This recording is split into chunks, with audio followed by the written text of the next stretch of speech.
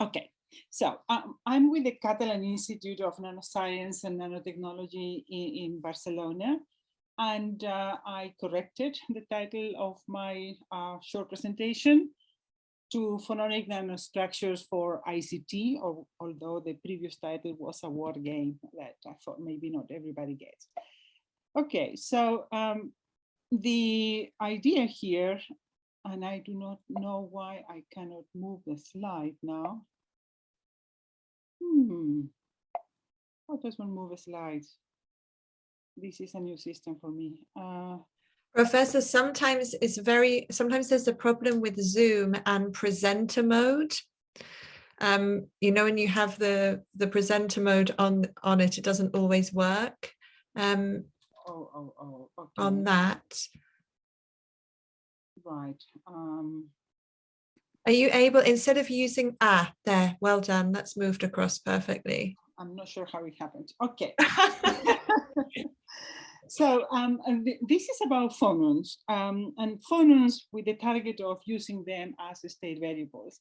And just a picture from our undergraduate physics courses, we basically describe phonons as a quanta of lattice vibration in solids or in gases as well.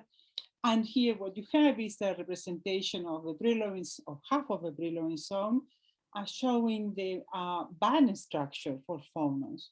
So we have acoustic phonons that come up to energies of about 30 milli-electron volts, and they have dispersion that basically means that they propagate. And then you have the optical modes, the number of branches depending on the number of atoms in the unit cell, which is in the regime of about 60 milli-electron volts. The flatness of this dispersion relation suggests that optical phonons are stationary waves, or rather they do not propagate very much. So one of the important aspects in terms of energy is it is the acoustic phonons, the ones who transport the thermal energy, as these are actually like more localized. So if we think in phonons in solids in general, I mean, here we have two poorly drawn schematics of a band structure for electrons in semiconductors. And we have a way of exciting, for example, with light across the band gap, typically of 1 or 2 electron volts. This creates electron hole pairs. The photo-created electrons interact with a photon in scales of femtoseconds over here, and then they emit an optical phonon. And this happens in the scales of up to about hundreds of femtoseconds, and the mechanisms vary, but typically via what we call deformation potential. These emission processes are happening also at equivalent of high field Joule heating, and therefore these phonons are in the tens of milli-electron volts in processes of absorption and emission. But they don't sit there because it's a higher energy state. So they relax, and they relax in terms of several LO phonons until they get almost to the bottom of the conduction band. So this relaxation happens not in femtoseconds, but in tens of picoseconds. And they hang on there, they accumulate, forming a bus of acoustic phonons.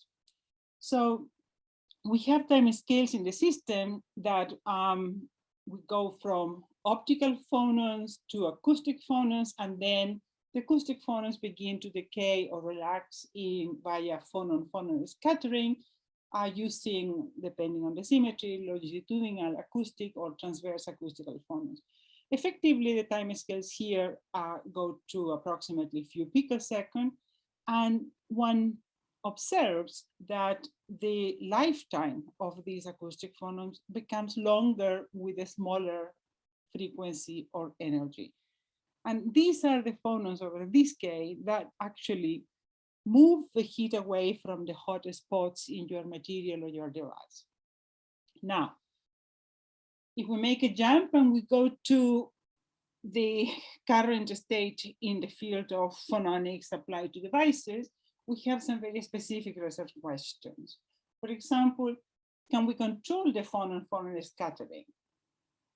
If so, and by engineering the band structures, can we have thermoelectricity values that will be useful to generate power in autonomous devices and systems, and therefore unplugging them from the grid?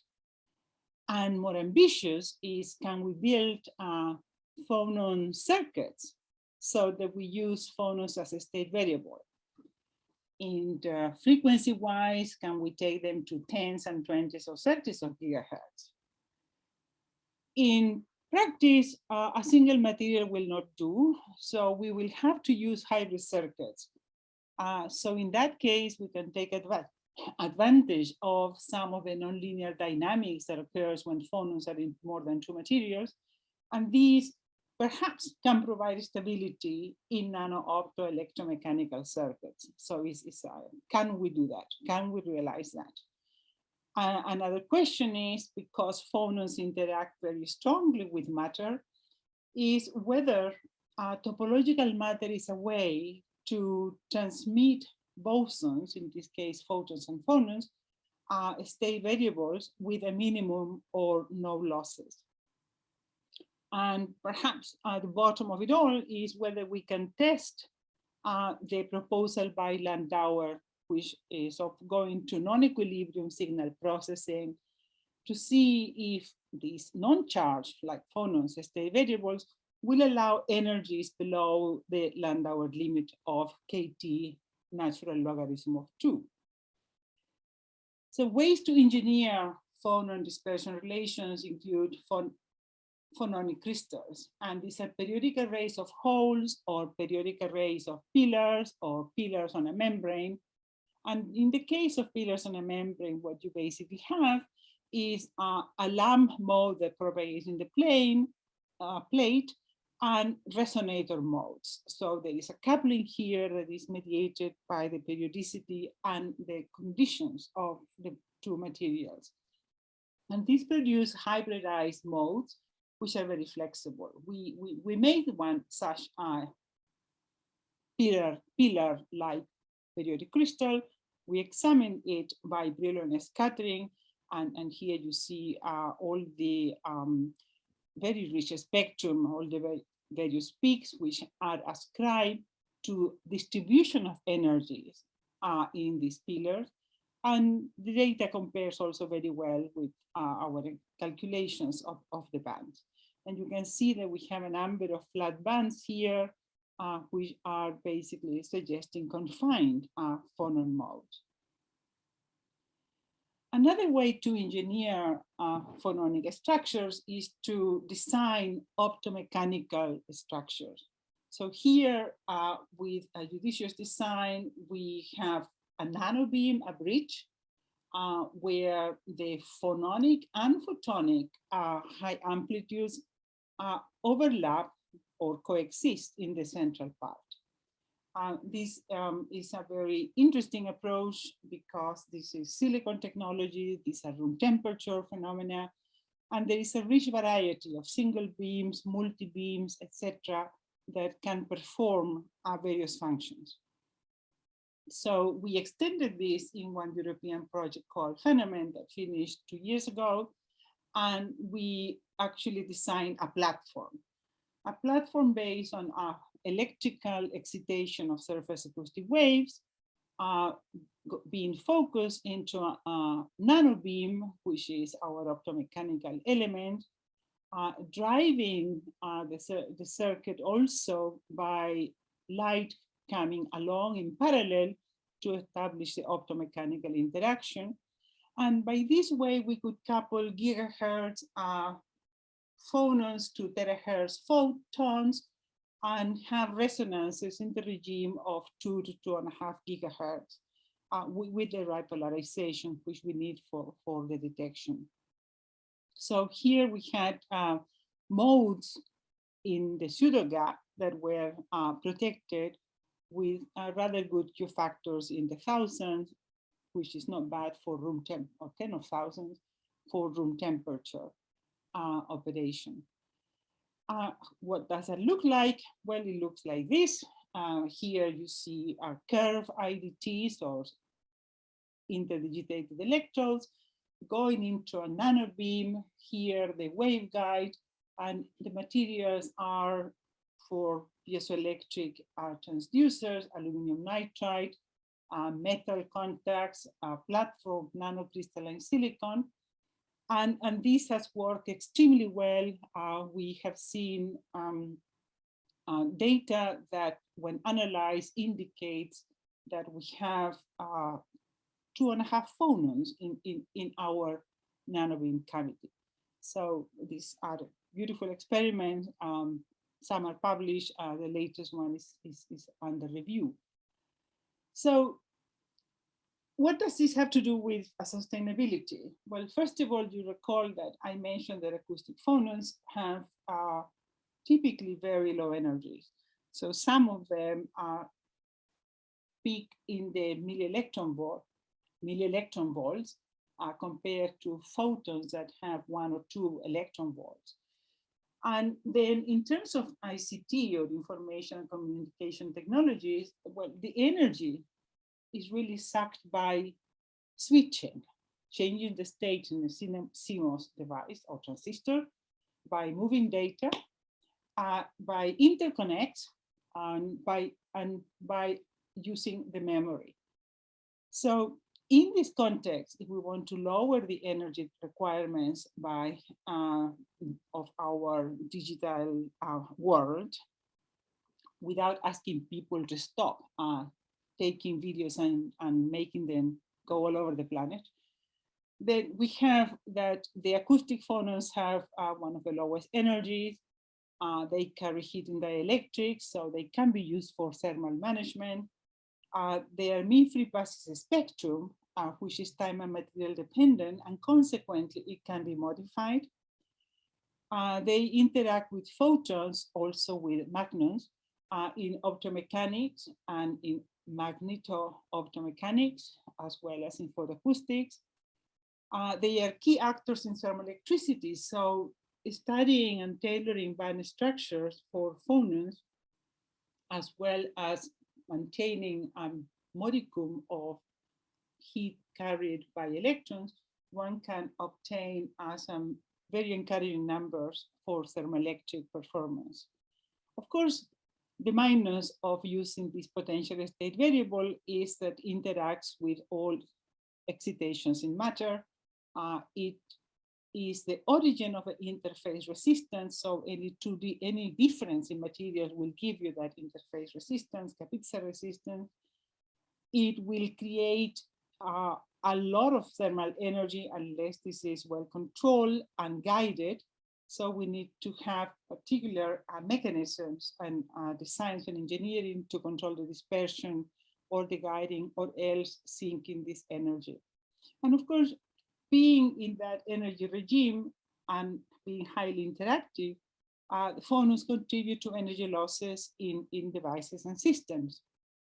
So the challenges are then to overcome that, but these are the ways that it is linked to sustainability in electronics. The industry in general is going through a very creative process, and one that is not the latest one, but is a preamble to the latest one, is really going for 3D. So here you have a number of layers with monolithic 3D is a tower effectively. Some ideas for heat removal, which have not yet materialized, and then additional memory cells and a lot of logic in the various planes. So the industry is advancing, technology is moving on and very fast, and it's really a question now of dealing with the orange bit, with the thermal aspects, which can also be overcome by suitable architectures and suitable algorithms, but they are not the full solution. So from the summary of the latest roadmap of the international research roadmap for devices and systems concerning the area of beyond CMOS, or beyond CMOS in the sense that other state variables. These are some of the 7 points in the summary. First of all, attention or emphasis or effort should be directed to computational state variables different from the electronic charge, including spin, phase, mechanical position, and other quantum states.